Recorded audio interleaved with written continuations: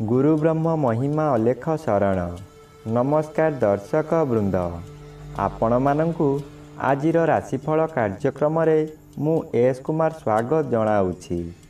प्रतिदिन निजर राशिफल जानिबा पाई गुरुकृपा यूट्यूब चैनल को सब्सक्राइब करंतु और पाखरे थिबा बेल आइकन को प्रेस करी ऑल नोटिफिकेशन ऑन करी दियंतु, जहा फଳରେ आमे जेतेबेले वीडियो अपलोड करिवो प्रथमे आपण वीडियो देखि पारिबे। आमर यही वीडियो रे आपण संपूर्ण पंचांग सहित मेष ठारू मीन पर्यंत 12 गोटी राशिर राशिफल विषय रे जानि पारिबे। वीडियो को दयाकरी शेष पर्यंत देखंतु। वीडियोटी भल लागिथिले वीडियो को लाइक करंतु एवं आपणक प्रियजन पाखु शेयर करी जणांतु। एबे आसंतु जानिबा आज दिनर संपूर्ण पंचांग विषय। आज 2025 मसीहा डिसेम्बर मास 18 तारिख गुरुवार, दिल्ली स्वराब्द सन 1433 साल, स्वाधीन भारताब्द 79 वर्ष, महिमाद 198 वर्ष। उत्कल गजपति श्री श्री गजपति दिव्य सिंहदेव महाराजांकर 69 अंक। सौरस्व पौष मास 3 दिन, चांद्रमते पौष कृष्ण पक्ष चतुर्दशी तिथि अहोरात्र। आजिर सूर्योदय विरजा क्षेत्र को 6 घंटा 17 मिनिट, धनु लग्न शून्यदंड 19 लिता गते उदय। आजिर सूर्यास्त विरजा क्षेत्र को 5 घंटा 5 मिनिट, मिथुन लग्न शून्यदंड 27 लिता गते अस्त। आज बिछा चंद्र 60 दंड, अनुराधा नक्षत्र रात्रि 10 घंटा 9 मिनिट पर्यंत। आज जन्मित शिशुर बिछा राशि विप्रवर्ण देवगण, रात्रि 10 घंटा 9 मिनिट गते दानवगण। आज मृत व्यक्तिर पुष्कर दोष नाही। निषिद्ध खाद्य आज बिरी भोजन निषेध अटे। आजिर अमृत जोग प्रातरु दिवा 7 घंटा 53 मिनिट मध्ये, दिवा 2 घंटा 17 मिनिट गते अपराह्न 3 घंटा 53 मिनिट मध्ये, संध्या 5 घंटा 52 मिनिट गते रात्रि 9 घंटा 5 मिनिट मध्ये, रात्रि 11 घंटा 29 मिनिट गते 2 घंटा 42 मिनिट मध्ये एवं शेष रात्रि 3 घंटा 30 मिनिट गते 5 घंटा 5 मिनिट मध्ये। आजिर महेंद्र जोग नाही। आजिर काल बेला एवं 12 बेला अपराह्न 3 घंटा 16 मिनिट गते 5 घंटा 5 मिनिट मध्ये। आजिर काल रात्रि रात्रि 11 घंटा 5 मिनिट गते 1 घंटा मध्ये। आजिर राहु काल मध्याह्न 1 घंटा 30 मिनिट ठारू अपराह्न 3 घंटा मध्यरे। आजिर घात चंद्र नाही। रात्रि 10 घंटा 9 मिनिट मध्ये कर्कट राशिर घात नक्षत्र, घात तिथि नाही। तुला राशि और कुंभ राशिर घात बार। प्रिय बंधुगण, एबे आसंतु जानिबा मेष ठारू मीन पर्यंत 12 गोटी राशिर राशिफल विषय रे। राशि चक्रर प्रथम राशि मेष राशि। आज मेष राशि जन्मित व्यक्ति मानक सकाशे अष्टम स्थान रे चंद्र गोचर करुछंती, अति अशुभ फल प्रदान करिवे। एही समय रे आपण जेउ स्थान को जिबे सेठारे कलह हेबो। आज विभिन्न प्रकार क्षति होई आपणकर मथा विचलित होई जीव। रास्ता रे जीवा समय रे आपण अन्यमनस्क होई पारंती। सावधान न रहिले जानवाहन दुर्घटना को एड़ाई देई हेबो नाही। एही समय रे आपणकु गरम ज्वर मध्य होई पारे। एबे आसंतु जानिबा राशि चक्रर द्वितीय राशि वृष राशि विषय रे। आज वृष राशि जन्मित व्यक्ति मानक सकाशे सप्तम चंद्र अन्य ग्रह द्वारा बाधा पाउथिबारु अशुभ फल मिलिब। आज हठात कोनोसी कारणरू आपणकर आय बंद होई जीव। आपण जेते चेष्टा कले मध्य आज व्यवसाय को वृद्धि करि पारिबे नाही। कर्म क्षेत्र रे विशृंखला देखा देव। चाकरी करुथिबा व्यक्ति माने बहु बाधा विघ्न देई गति करिवे। तळ कर्मचारी माने आपणकर ଗୁପ୍ତ ଶତ୍ରୁ ପାଲଟି ଯିବେ। ଆଜି ଆପଣ ବନ୍ଧୁ ଅପ୍ରିୟ ହୋଇପାରନ୍ତି। ଏବେ ଆସନ୍ତୁ ଜାଣିବା ରାଶିଚକ୍ରର ତୃତୀୟ ରାଶି ମିଥୁନ ରାଶି ବିଷୟରେ। ଆଜି ମିଥୁନ ରାଶି ଜନ୍ମିତ ବ୍ୟକ୍ତିମାନଙ୍କ ସକାଶେ ଷଷ୍ଠ ସ୍ଥାନରେ ଚନ୍ଦ୍ର ଗୋଚର କରୁଛନ୍ତି ଶୁଭ ଫଳ ପ୍ରଦାନ କରିବେ। ଆପଣଙ୍କ ପରିବାର ମଧ୍ୟରେ ହସ ଖୁସିର ଉତ୍ତମ ବାତାବରଣ ଖେଳିଯିବ। ବିଗତ ଦିନମାନଙ୍କରେ ଆପଣ ପ୍ରତ୍ୟେକ କାର୍ଯ୍ୟରେ ଫେଲ୍ ମାରିଥିଲେ। ଏବେ ଯେଉଁ କାର୍ଯ୍ୟ କରିବାକୁ ଆଗ୍ରହ ପ୍ରକାଶ କରିବେ ତହିଁରେ ସଫଳତା ନିଶ୍ଚୟ ମିଳିବ। ଷଷ୍ଠ ଚନ୍ଦ୍ର ଆର୍ଥିକ ଦୃଷ୍ଟିରେ ଉନ୍ନତି ଆଣେ।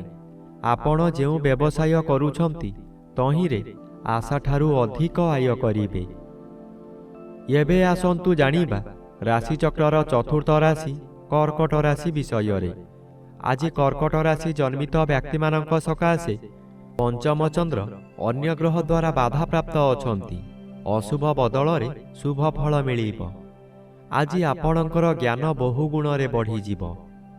ଆପଣ ପ୍ରତ୍ୟେକ କାର୍ଯ୍ୟ କରିବା ପୂର୍ବରୁ ଭଲ ଭାବରେ ଚିନ୍ତା କରିବେ।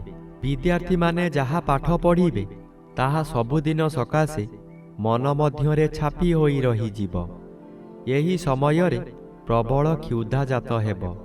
ଭଲ ଭଲ ଜିନିଷ ତଥା ଗରିଷ୍ଠ ଖାଦ୍ୟ ଖାଇ ପେଟ ରୋଗର ମୂଳଦୁଆ ପଡ଼ିବ। ଏବେ ଆସନ୍ତୁ ଜାଣିବା ରାଶିଚକ୍ରର ପଞ୍ଚମ ରାଶି ସିଂହ ରାଶି ବିଷୟରେ।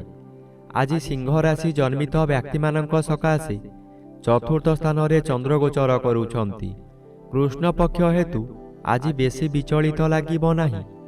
ଧୈର୍ଯ୍ୟର ସହିତ ଆଗକୁ ଆଗକୁ ମାଡ଼ିଯିବେ। ଅର୍ଥ ଆସିବାର ବାଟ ଫିଟିଯିବ, କିନ୍ତୁ ତତ୍କ୍ଷଣାତ୍ ମିଳିବ ନାହିଁ। ଚାକିରି କରୁଥିବା ବ୍ୟକ୍ତିମାନେ ଶୁଭ ଖବର ପାଇ ଆନନ୍ଦିତ ହେବେ।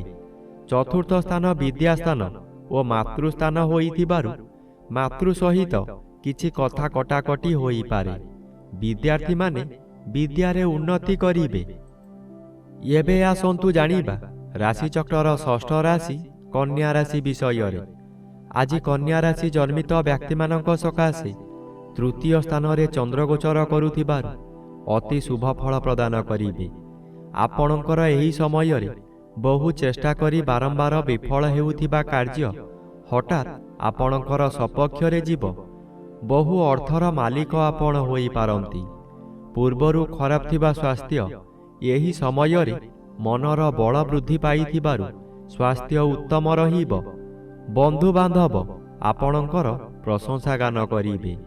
ଉପରିସ୍ଥ ଅଫିସର ଆଜି ଆପଣଙ୍କ କାର୍ଯ୍ୟ ଦେଖି ପୁରସ୍କୃତ କରିପାରନ୍ତି।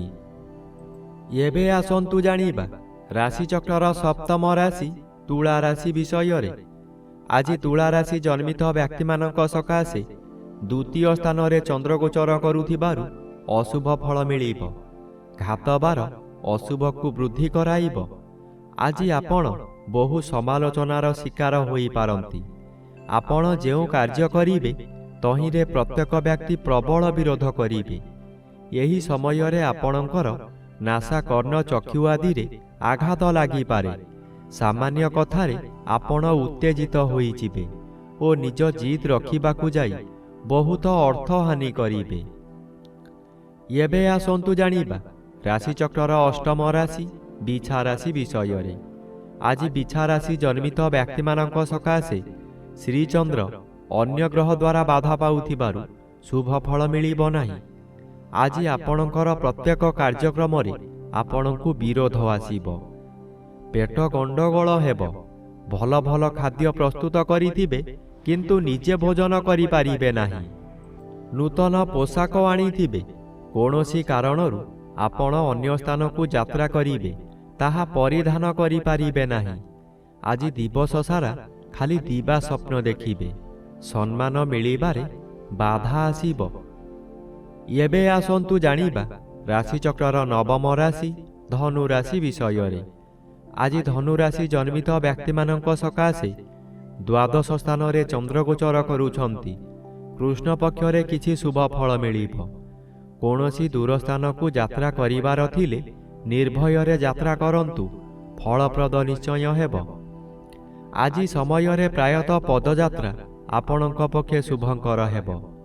ଆୟ ପରିମାଣରେ କିଛି ଉନ୍ନତି ଆସିବ। ବ୍ୟବସାୟରେ ସଂଯତ ରହିଲେ ଓ ମିଠା କଥାମାନ କହିଲେ ଭଲ ଆୟ ହେବା ସହିତ ଗରାଖ ସହିତ ଭବିଷ୍ୟତ ସକାଶେ ବ୍ୟବସାୟ ଭଲ ହେବ। ଏବେ ଆସନ୍ତୁ ଜାଣିବା ରାଶିଚକ୍ରର ଦଶମ ରାଶି ମକର ରାଶି ବିଷୟରେ। ଆଜି ମକର ରାଶି ଜନ୍ମିତ ବ୍ୟକ୍ତିମାନଙ୍କ ସକାଶେ ଏକାଦଶ ସ୍ଥାନରେ ଚନ୍ଦ୍ରଗୋଚର କରୁଛନ୍ତି ଶୁଭ ଫଳ ପ୍ରଦାନ କରିବେ। ଆପଣ ବହୁଦିନରୁ ଯେଉଁ କାର୍ଯ୍ୟ ସକାଶେ ଅପେକ୍ଷା କରିଥିଲେ ତାହା ଏହି ସମୟରେ ନିଶ୍ଚୟ ପୂରଣ ହେବ। କୌଣସି ଅଫିସରଙ୍କ ସାକ୍ଷାତ ପାଉନଥିଲେ, ଏବେ ତାଙ୍କ ସହିତ ସାକ୍ଷାତ ହେବ। ତାଙ୍କ ସହଯୋଗରେ ଆପଣ ବହୁ ନୂତନ କାମ ପାଇ ଉପକୃତ ହେବେ। ଆଜି ଆପଣ ନୂତନ ଅଳଙ୍କାରମାନ ବ୍ୟବହାର କରିବେ। ପରିବାର ଆପଣଙ୍କୁ ସପୋର୍ଟ କରିବ। ଏବେ ଆସନ୍ତୁ ଜାଣିବା ରାଶିଚକ୍ରର ଏକାଦଶ ରାଶି କୁମ୍ଭ ରାଶି ବିଷୟରେ। ଆଜି କୁମ୍ଭ ରାଶି ଜନ୍ମିତ ବ୍ୟକ୍ତିମାନଙ୍କ ସକାଶେ ଦଶମ ସ୍ଥାନରେ ଚନ୍ଦ୍ରଗୋଚର କରୁଛନ୍ତି ଶୁଭ ଫଳ ପ୍ରଦାନ କରିବେ। ଆପଣଙ୍କ କର୍ମକ୍ଷେତ୍ରରେ ଉଚ୍ଚତର ପାହ୍ୟାକୁ ଉନ୍ନୀତ ହେବେ। ଏହି ସମୟରେ ନୂତନ କର୍ମ ମଧ୍ୟ ମିଳିବ। ଯେକୌଣସି କାମ କରନ୍ତୁ ତହିଁରେ ସଫଳତା ନିଶ୍ଚୟ ମିଳିବ। ଉପରିସ୍ଥ ଅଫିସରଙ୍କ ଠାରୁ ପ୍ରଶଂସାମାନ ମିଳିବ। ପ୍ରତିଷ୍ଠା ଲାଭ କରିବେ। ଆପଣଙ୍କ କାର୍ଯ୍ୟ ଦେଖି ସାଥୀ କର୍ମଚାରୀମାନେ ଆପଣଙ୍କୁ ଅନୁକରଣ କରିବେ ଓ ସଫଳତାର ସୂତ୍ର ଶିକ୍ଷା କରିବେ। ଏବେ ଆସନ୍ତୁ ଜାଣିବା ରାଶିଚକ୍ରର ଦ୍ୱାଦଶ ବା ଶେଷ ରାଶି ମୀନ ରାଶି ବିଷୟରେ। ଆଜି ମୀନ ରାଶି ଜନ୍ମିତ ବ୍ୟକ୍ତିମାନଙ୍କ ସକାଶେ ନବମ ଚନ୍ଦ୍ର ଅନ୍ୟ ଗ୍ରହ ଦ୍ୱାରା ବାଧା ପାଉଥିବାରୁ ଶୁଭ ଫଳ ପ୍ରଦାନ କରିବେ। ଆପଣ ଯେଉଁ କାର୍ଯ୍ୟ କରିବାକୁ ଚାହିଁବେ ତହିଁରେ ସଫଳତା ମିଳିବ। ବିଶେଷ କରି ଏହି ସମୟରେ ଜନମଙ୍ଗଳ କାର୍ଯ୍ୟକ୍ରମରେ ଯୋଗ ଦେଇପାରନ୍ତି। ଜନହିତକର କାର୍ଯ୍ୟ କରି ଉଚ୍ଚ ପ୍ରଶଂସା ପାଇବେ। ଚତୁର୍ଦିଗରୁ ସମ୍ମାନ ମିଳିବ। ଖୁସିରେ ଦିନ କାଟିବେ। ଏହି ସମୟରେ ଭାଗ୍ୟରେ ପରିବର୍ତ୍ତନ ହୋଇଯିବ।